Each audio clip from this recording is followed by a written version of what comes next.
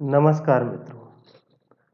आयुर्योद्धा Ayurveda warrior एक बार फिर से आप सभी का स्वागत करता है। मित्रों, जैसा कि आरएसबी के लेक्चर सीरीज में अब तक हमने रसशास्त्र का सामान्य परिचय, विशिष्ट परिचय और रसशास्त्र का इतिहास भिन्न भागों में देखा। इसके पश्चात आज आयुर्योद्धा आप सभी के सम्मुख लेकर आया है आरएसबी के लेक्चर सीरीज के 11वें लेक्चर के रूप में। विषय है fundamental principles of Rasashastra. Fundamental principles of Rasashastra, जिसको हिंदी में रसशास्त्र के आधारभूत सिद्धांत कह सकते हैं, इस पर हम लोग चर्चा करेंगे आज के लेक्चर में और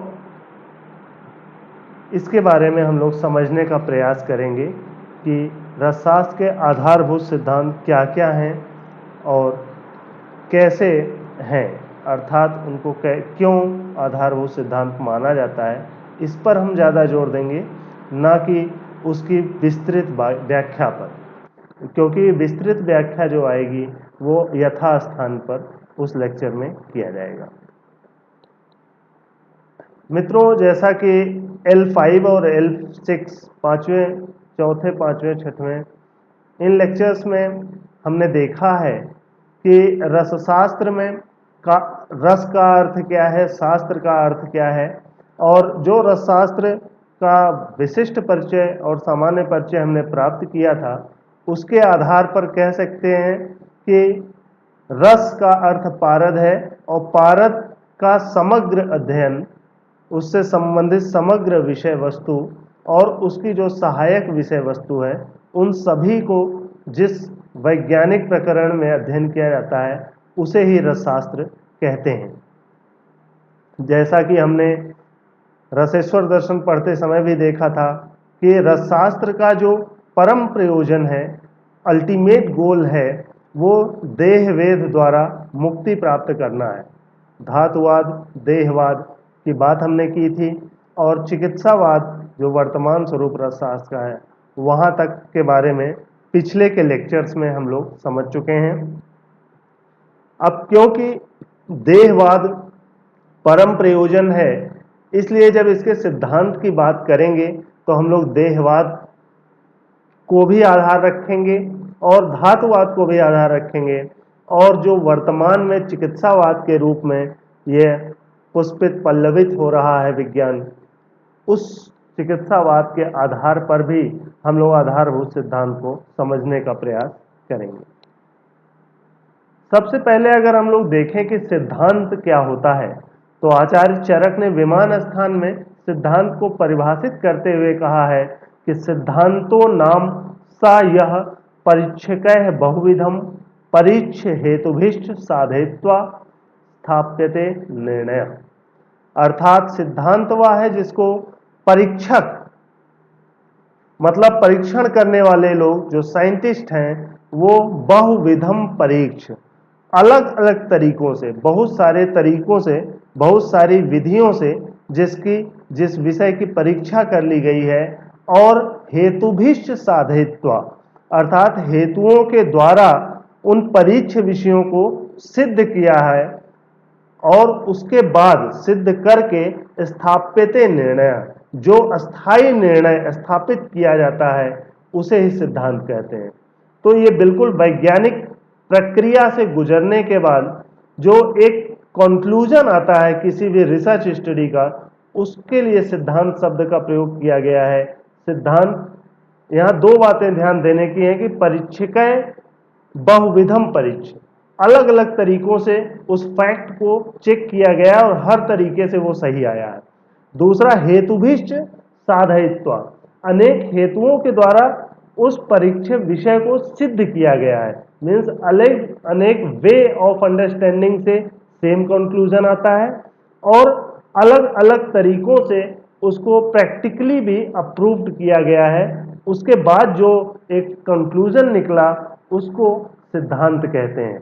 सिद्धांत उस विज्ञान के लिए अटल होते हैं, कभी बदलते नहीं हैं।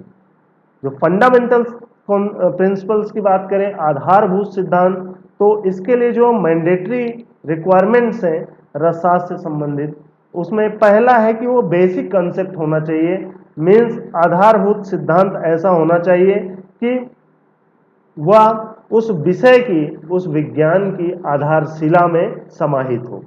दूसरा, repeatedly tested in numerous ways and parameter, बार बार उसे अलग अलग तरीकों से परीक्षित किया गया हो, परीक्षा की गई हो उसकी, और तब उसको निर्णय स्थापित किया गया हो। तीसरी बात, इसेंशियल टू अंडरस्टैंड रिलेटेड शास्त्र, जिस भी शास्त्र के आधारभूत सिद्धांत की बात हो रही है वह उसको जानने के लिए वो सिद्धांत आवश्यक हो। अगर आप सिद्धांत नहीं जाने तो उस विज्ञान को आप समझ नहीं पाए तो उसे आधारभूत सिद्धांत मानेंगे। Every shastra has its own fundamental principles, हर विज्ञान का अपना खुद का आधारभूत सिद्धांत होता है, अलग अलग होता है, विशिष्ट होता है। इसी तरह से रसशास्त्र का भी सिद्धांत जो है विशिष्ट है।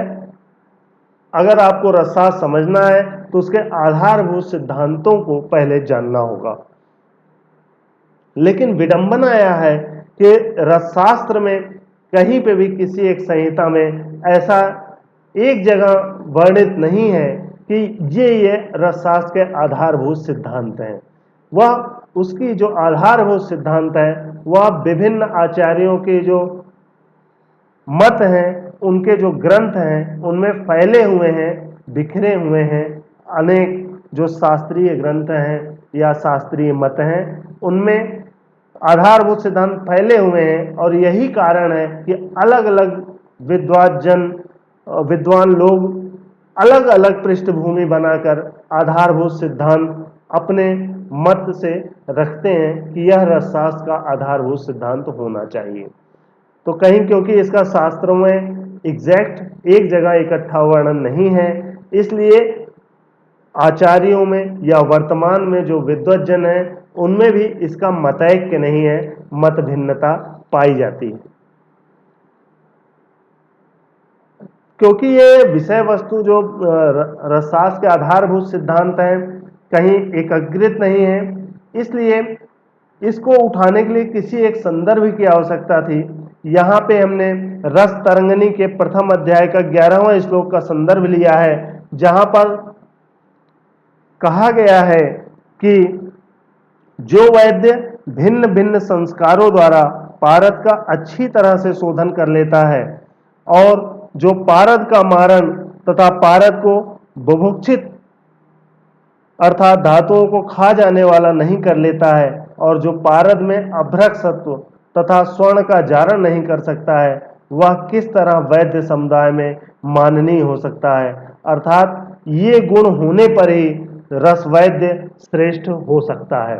तो यहाँ पर रस तरंगिणी में ये बताया गया है कि कम से कम एक रस वैद्य को सम्मान प्राप्त करने के लिए, सम्माननीय होने के लिए इतनी चीजें पता हो। शोधन के बारे में पारद से संबंधित ये बताया गया है, रस वरह शोधितम, शोधिता अर्थात रस का मतलब पारद, पारद के शोधन की प्रक्रिया पता हो, उसका महत्व पता हो, विधि पता हो, मारण के बारे में पता हो, सत्व अभ्रक सत्व कैसे उसमें जारित करते हैं, तो अभ्रक सत्व निकालने के लिए सत्वपातन के बारे में पता हो, जारित करने के लिए जारण के बारे में या स्वर्ण के जारण के बारे में पता होना चाहिए, तभी एक रस वैद्य मान प्राप्त करता है सभाओं में।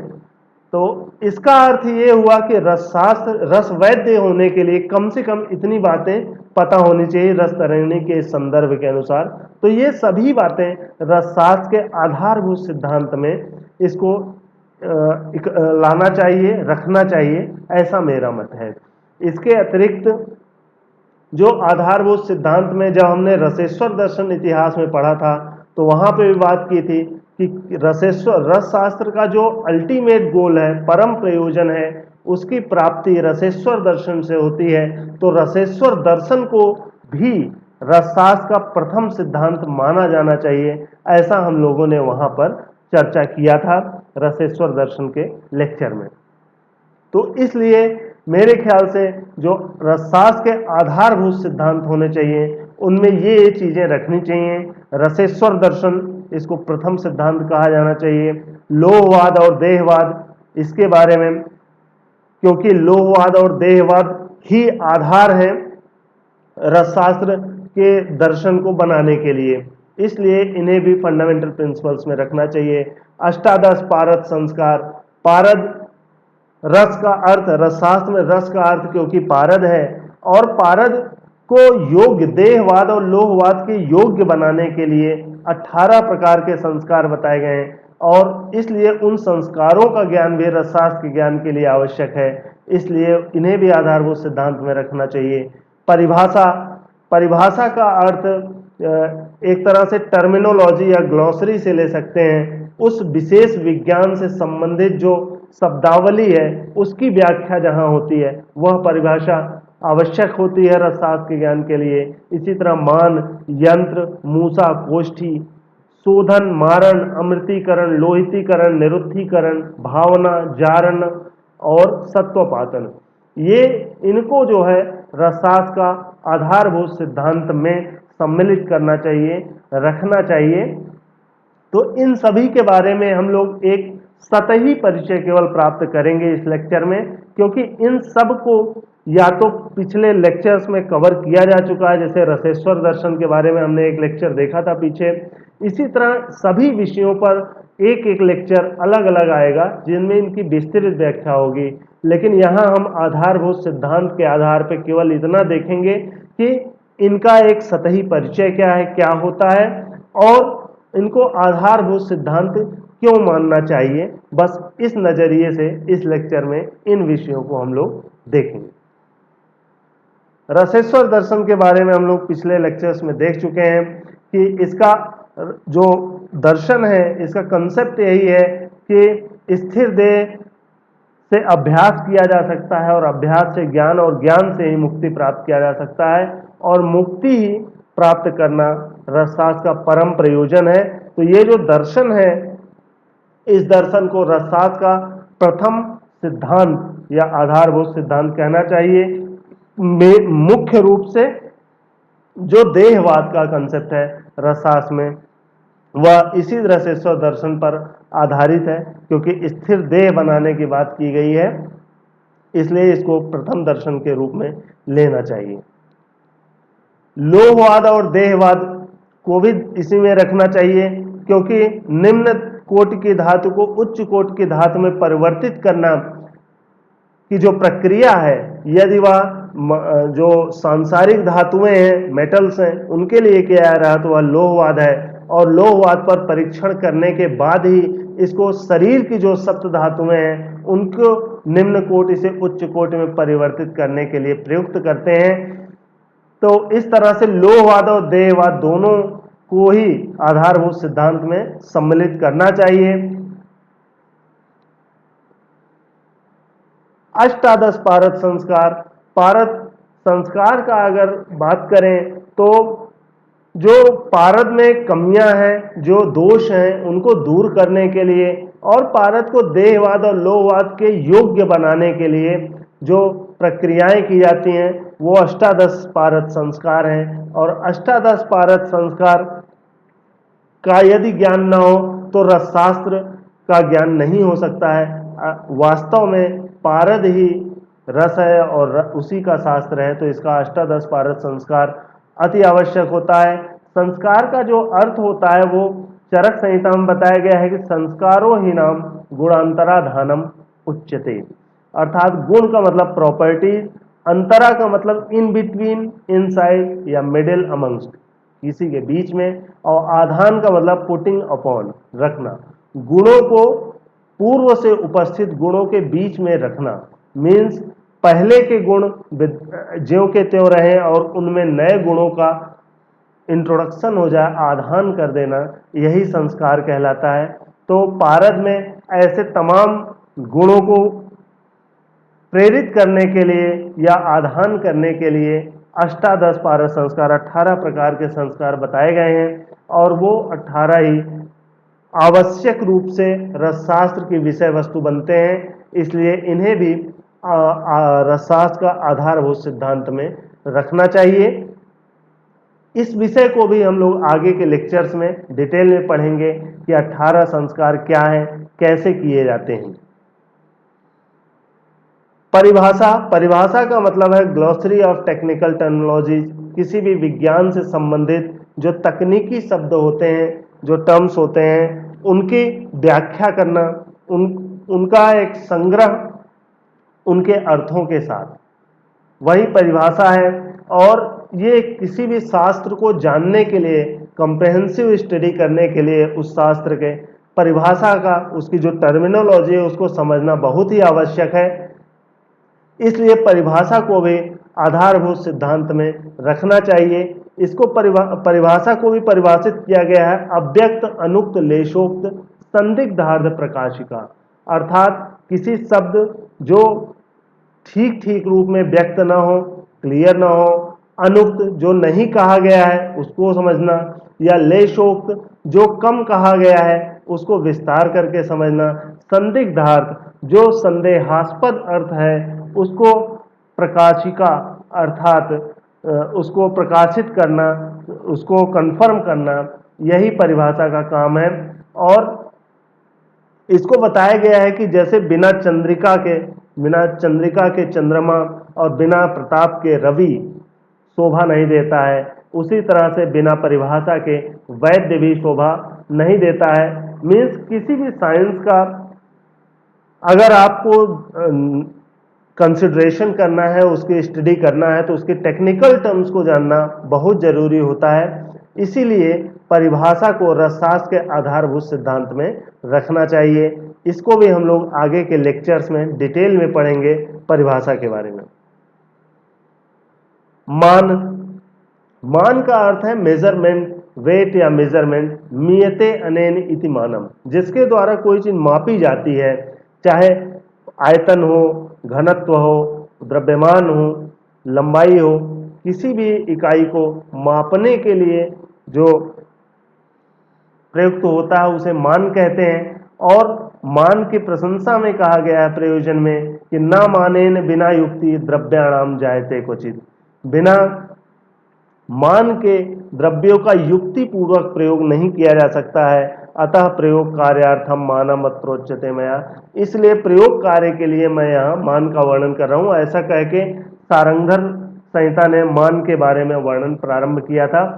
तो इसका मतलब यह है कि अगर किसी विज्ञान में जो द्रव्य है उनका प्रयोग करना है, चाहे धातुवाद के लिए हो, चाहे देहवाद के लिए हो, चाहे चिकित्सावाद के लिए हो, चाहे व्यक्ति विशेष पर हो या औषधि निर्माण के लिए हो, चाहे पूर्व कर्म हो, मध्य कर्म हो, प्रधान कर्म हो या पश्चात कर्म हो, किसी में भी बिना मान के वह कर्म नहीं किया जा सकता है। इसलिए रसशास्त्र का भी बिना मान के समझ पाना ठीक नहीं है, उचित नहीं है, संभव नहीं है। इसीलिए मान को भी रसशास्त्र के आधारभूत सिद्धांत में रखा जाना चाहिए। यंत्र, मूसा और कोष्ठी, बहुत सारे यंत्र, मूसा और कोष्ठी का अलग अलग आचार्यों ने अपने समय के अनुसार और आवश्यकता के अनुसार वर्णन किया हुआ है। तो उनके स्वरूप में भिन्नता है, उनके कर्मों में भी भिन्नता हो सकती है, किंतु यंत्र, मूसा और कोष्ठी के बिना रसशास्त्र के जितनी प्रक्रियाएं हैं वो संभव नहीं है। सब में कुछ न कुछ यंत्र अवश्य प्रयुक्त होता है। तो यंत्रों का अध्ययन, मूसा और कोष्ठी के अध्ययन के बिना, उसको जाने बिना हम रसशास्त्र के बारे में, जो रसशास्त्र का विज्ञान है, उसको जानना कठिन है। इसीलिए इसको भी रसशास्त्र के आधारभूत सिद्धांत में हमें रखना चाहिए। शोधन, शोधन की जो प्रक्रिया है उसको डिफाइन करने के लिए रस तरंगनी में लिखा हुआ है, उद्दिष्टे औषधे शार्धम क्रियते पेषणादिकम मल विच्छित्तयतु शोधनम तद इहोच्यते, अर्थात जो कही गई औषधियां हैं, प्रिस्क्राइब्ड मेडिसिन हैं, उनके साथ में अगर औषधि जो द्रव्य है उसका पेषण, प्रक्षालन, निर्वापन आदि कर्म के द्वारा मल विच्छित्तय, मल को विच्छिन्न करना ही शोधन कहलाता है। अब ये मल को विच्छिन्न करने का अर्थ कई है, इसमें इसका केवल यह अर्थ नहीं है कि जो मल है या दोष है उसको बाहर निकाल देना। यहाँ पर यह भी समझना जरूरी है कि जो मल है, मल ये फिजिकल एंटिटी भी हो सकती है, कोई भौतिक द्रव्य भी हो सकता है, और ये कोई प्रॉपर्टी भी हो सकती, कोई गुण या दोष भी मल हो सकता है। इस मल या दोष को, प्रॉपर्टी को या फिजिकल एंटिटी को दूर करना, इसके लिए शोधन शब्द आया है। और इसमें केवल सेपरेशन ही नहीं है, एडिशन भी है। एडिशन और डिलीशन दोनों ही पॉसिबिलिटी है। और तीसरी पॉसिबिलिटी है कन्वर्जन, या तो शोधन की प्रक्रिया में कुछ जुड़ेगा या कुछ निकलेगा या कुछ परिवर्तित होगा। इसीलिए शोधन को केवल प्यूरिफिकेशन कह देना, रसशास्त्र का जो शोधन है वो प्यूरिफिकेशन नहीं हो सकता है। शोधन is something more than purification. ये जब परिभाषा प्रकरण में हम लोग शोधन के बारे में डिटेल एनालिसिस करेंगे, उसमें पढ़ेंगे। और शोधन के क्या क्या लाभ होते हैं, शोधन के तमाम जो तरीके हैं, विधियां हैं, शोधन की विधियों के बारे में पढ़ेंगे। और शास्त्रीय संदर्भ शोधन से संबंधित हम लोग वहां पर देखेंगे, उसका उपयोग देखेंगे परिभाषा प्रकरण में।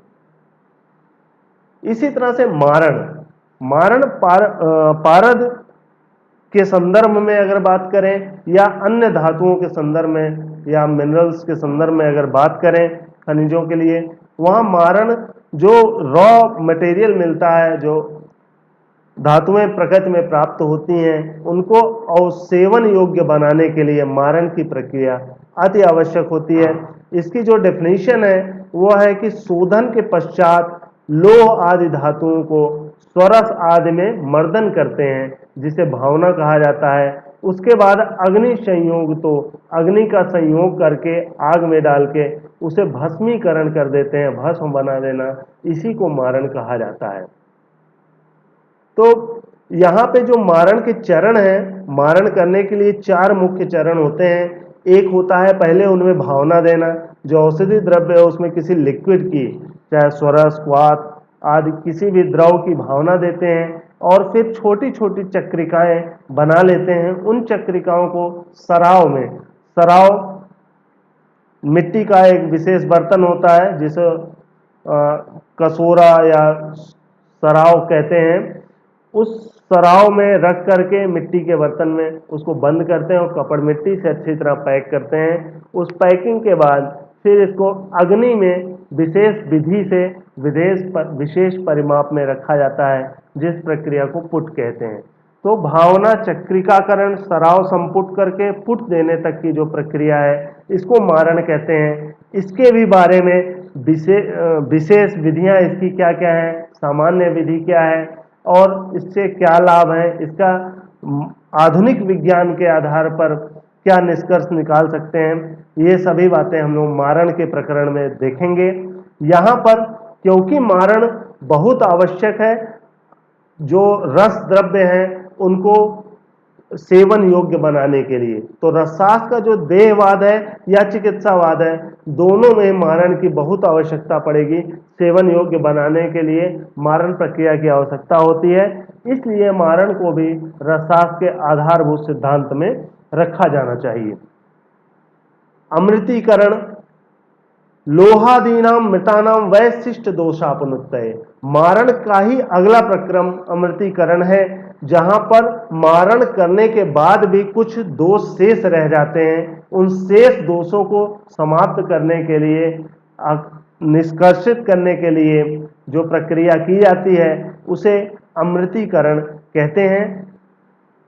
और ये जनरली अभ्रक, लौह, ताम्र और स्वर्ण माच्छिक के भस्म के लिए ये तैयार किया जाता है। इससे जो रिमेनिंग दोष होते हैं, रेजिडुअल दोषाज होते हैं आफ्टर मारण, वो रिमूव होते हैं। उसके साथ में जो इसकी थेरेपेटिक एक्टिविटी है ड्रग की, वो भी इन्हांस होती है।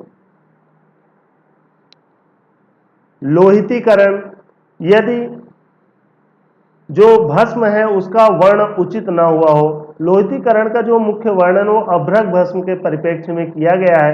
हालांकि अन्य भस्मों में भी यदि उचित भस्म का वर्ण प्राप्त नहीं होता है, वर्ण का मतलब ये है कलर, और कलर सेम नहीं, जो प्रिस्क्राइब्ड है वो अगर नहीं मिल रहा है, इसका मतलब उसकी जो प्रॉपर्टीज हैं अभी वो प्रिस्क्राइब्ड प्रॉपर्टीज नहीं आई हैं, जो डिजायर्ड प्रॉपर्टीज हैं वो उसमें नहीं आई हैं, तो कुछ और प्रोसेसिंग करके उसमें वो कलर ले आना वही लोहितीकरण कहलाता है। जो अभ्रक भस्म में लोहितीकरण करते हैं उसमें कुछ औसत द्रव्य हैं, गंगेरु की स्वरस, मुस्ता स्वरस, वट दुग्ध, वट मूल स्वरस, हरिद्रा स्वरस, मंजिष्ठा क्वाथ, लज्जालु छुई हुई जिसे कहते हैं उसका क्वाथ या स्वरस, इन सब की भावना दी जाती है। उसके बाद चक्रिका बना के 3 पुट देते हैं और 3 पुट के पश्चात निश्चंद्र मीन्स लस्टरलेस, सॉफ्ट और प्रॉपर ब्रिक रेड कलर की अभ्रक भस्म प्राप्त होती है। इसी प्रोसेस को लोहितीकरण कहते हैं। अब लोहितीकरण अभ्रक भस्म के लिए विशेष भले कहा गया है, लेकिन ये जो प्रक्रिया है वो डिजायर्ड प्रॉपर्टीज को लाने के लिए, जो भस्म में डिजायर्ड प्रॉपर्टी है उसको ले आने के लिए आवश्यक है। और डिजायर्ड प्रॉपर्टी आएगी तभी उसमें भस्म में थेरेप्यूटिक वैल्यू कंप्लीट मानी जाएगी, पूर्णता रोग को या जिस उद्देश्य से ली जा रही है उस उद्देश्य को पूरा करने की क्षमता उसमें आएगी और रसशास्त्र का उद्देश्य पूर्ण हो पाएगा। इसीलिए लोहितीकरण को भी रसशास्त्र का आधारभूत सिद्धांत माना जाना चाहिए। निरुत्थीकरण किसी भी भस्म में सामान्यतः जो भस्म की परीक्षाएं हैं उसमें भस्म का निरुत्थ होना बहुत आवश्यक होता है। निरुत्थ मीन्स भस्म which do not adhere to रजत on heating at high temperature. किसी भी बहुत उच्च तापमान पर रजत के साथ यदि भस्म को गर्म किया जाए, रखा जाए तो रजत से ना चिपके, यह जो प्रॉपर्टी होती है इसको निरुत्त कहते हैं भस्म। और भस्म सेवन योग्य तभी होते हैं जब उसमें निरुत्त का गुण आए। तो उस प्रॉपर्टी को गेन करने के लिए जो प्रक्रिया है वो है निरुत्थीकरण। इसमें जैसे लौह भस्म है उसमें शुद्ध गंधक और गोघृत मिलाते हैं, फिर कुमारी स्वरस की भावना देके 1 गजपुट दिया जाता है, निरुत्थ लौह भस्म तैयार हो जाती है। तो इसका मतलब ये हो गया कि निरुत्थीकरण के बिना भी भस्म को हम लोग सेवन नहीं कर सकते हैं, इसलिए इसको भी निरुत्थीकरण की जो प्रक्रिया है इसे भी रसशास्त्र के आधारभूत सिद्धांत में रखना चाहिए। भावना की बात करें, हमने मारण के प्रक्रम के रूप में, उपक्रम के रूप में जरूर देखा भावना को। इसके अलावा भी भावना के स्वतंत्र रूप से बहुत सारे कार्य होते हैं, रसशास्त्र में आवश्यकता पड़ती है। यह चूर्णतः सिद्धात्वादे द्रव्य संपेश शोषणम भावनम तन्मतम विज्ञेय भावना च निगद्यते। मतलब जो शुष्क द्रव्य है उसके चूर्ण को किसी द्रव में भिगा दें अच्छी तरह से और उसके बाद उसको मर्दन करते करते फिर से गोली बनने लायक डेफिनेट शेप में लेके आए, उस कंसिस्टेंसी में लेके आए तो उसे भावना कहा जाता है। ये भावना की प्रक्रिया मारण में तो होती है, इसके अलावा शोधन में इसकी आवश्यकता है। इसके अलावा बहुत सारे विशेष जैसे वटी निर्माण में भावना की आवश्यकता पड़ती है। तो रसशास्त्र का जो बृहद विभिन्न प्रक्रियाएं हैं, जैसे निरुत्थीकरण में, लोहितीकरण में हर जगह भावना की आवश्यकता होती है, तो भावना के संज्ञान भी आवश्यक है, भावना की जानकारी भी आवश्यक है। यह भी एक सिद्धांत है कि भावना में कितना द्रव मिलाया जाए, कब तक मर्दन किया जाए और कितनी भावना दिया जाए, कितनी बार भावना दिया जाए। ये सारी अध्ययन हम लोग भावना विषय में परिभाषा प्रकरण वाले लेक्चर में करेंगे इसका अध्ययन। लेकिन भावना के बारे में जब तक विशेष जानकारी ना हो, सारा अच्छा अध्ययन, तब तक आप रसशास्त्र की प्रक्रियाओं को ठीक से नहीं कर सकते हैं। इसीलिए भावना को भी रसशास्त्र का आधारभूत सिद्धांत माना जाना चाहिए। सत्वपातन, सत्वपातन का अर्थ है extraction of essence from its raw form. किसी भी खनिज द्रव्य से उसके धातु को निकालना है या उसके सार भाग को निकालने को सत्वपातन कहते हैं। और इसी को और डिटेल में रसरन समुच्चय में समझाया गया कि क्षार, अम्ल या द्रावक गण की औषधियां, द्रावक गण के बारे में हम लोग परिभाषा प्रकरण पढ़ेंगे। गुड़, गुंजा, गुग्गुलू, शहद, सुहागा और घी, इसके समूह को द्रावक गण कहते हैं। इनसे युक्त करके किसी द्रव्य को यदि कोष्ठी में भर के उसमें ताप दें तो जो सार निकल के बाहर आता है, जो इसेंस बाहर निकल के आता है, उसे ही सत्व कहते हैं और इसी को निकालने को सत्वपातन कहते हैं। पारद के संस्कार में जो संयम एक आधारभूत सिद्धांत है, उसमें भी विभिन्न सत्वों का प्रयोग आता है और इस तरह से चाहे देहवाद की बात हो या लोहवाद की बात हो या चिकित्सावाद की बात हो, तीनों में ही सत्व की आवश्यकता होती है और सत्व बनाने के लिए सत्वपातन प्रक्रिया का जानना आवश्यक है। तो रसशास्त्र के समग्र अध्ययन में सत्वपातन की महती भूमिका है, इसीलिए इसे भी रसशास्त्र के आधारभूत सिद्धांत में रखा जाना चाहिए। जारण की बात करें अगर, तो जारणा एक पारद के जो अष्टादश संस्कार हैं उनमें भी यह सम्मिलित है। इसके अतिरिक्त जारण नाम से अलग वर्णन भी इसका मिलता है, जिसमें पारद में गंधक आदि का जारण किया जाता है। जारण का अर्थ है जालना ही नाम गालन पातन व्यतिरेकेन, गालन पातन आदि प्रक्रियाओं के बिना ही जो ग्रस्त हेमादि रसस्य पूरा अवस्था प्रतिपन्नतम, पारद जो है स्वर्ण आदि को ग्रास बना ले स्वयं में और पूर्वावस्था उसकी बनी रहे, उसके वजन आदि में कोई परिवर्तन ना हो। तो ये जो विशेष प्रक्रिया है जारण, ये भी पारद के धातुवाद और चिकित्सावाद में दोनों में काम आता है, इसीलिए जारण को भी रसशास्त्र के आधारभूत सिद्धांत में रखा जाना चाहिए, उचित होगा। तो इस प्रकार से रसशास्त्र के आधारभूत सिद्धांत में ये सारे विषय आएंगे। इन सारे विषयों के बारे में अलग अलग हम लोग लेक्चर्स में चर्चा भी करेंगे कि ये क्या होते हैं, उनकी विस्तृत व्याख्या क्या है। इसीलिए यहाँ पर केवल ये बताया गया कि रसशास्त्र के आधारभूत सिद्धांत में क्या क्या होना चाहिए और क्यों होना चाहिए, क्योंकि इसकी विषय वस्तु एक जगह संग्रहित किसी भी शास्त्रीय ग्रंथ में उपलब्ध नहीं है। इस लेक्चर में बस इतना ही। सभी श्रोताजनों का आभार व्यक्त करता हूं मैं, जो ध्यान से सुनते हैं। मैं विशेष आभार व्यक्त करना चाहता हूं अपने गुरुजी प्रोफेसर खेमचंद शर्मा सर का, ऋषिकुल रस परिवार से, हरिद्वार से, जो प्रत्येक वीडियो के बाद में अपनी प्रतिक्रिया, सुझाव और मार्गदर्शन सदा मुझे प्रेषित करते रहते हैं, देते रहते हैं। उनका आशीर्वाद सदैव बना रहे। आप सभी जनों को मेरा बहुत बहुत आभार, बहुत बहुत धन्यवाद। ज़्यादा से ज़्यादा आयुर्योद्धा आयुर्वेदा वॉरियर को आप लोग लाइक करें, सब्सक्राइब करें और जिससे मुझे प्रोत्साहन मिले कि ऐसे ही लगातार लेक्चर्स मैं बनाता रहूं। आज का जो लेक्चर है उसको धैर्यपूर्वक सुनने और समझने के लिए धन्यवाद। आपकी किसी भी प्रकार का प्रश्न हो या फिर कोई सुझाव हो, उसको कृपया कमेंट बॉक्स में जरूर लिखें, जिससे हम लोग सुधार अगली बार अच्छे से कर सकें। धन्यवाद, नमस्कार।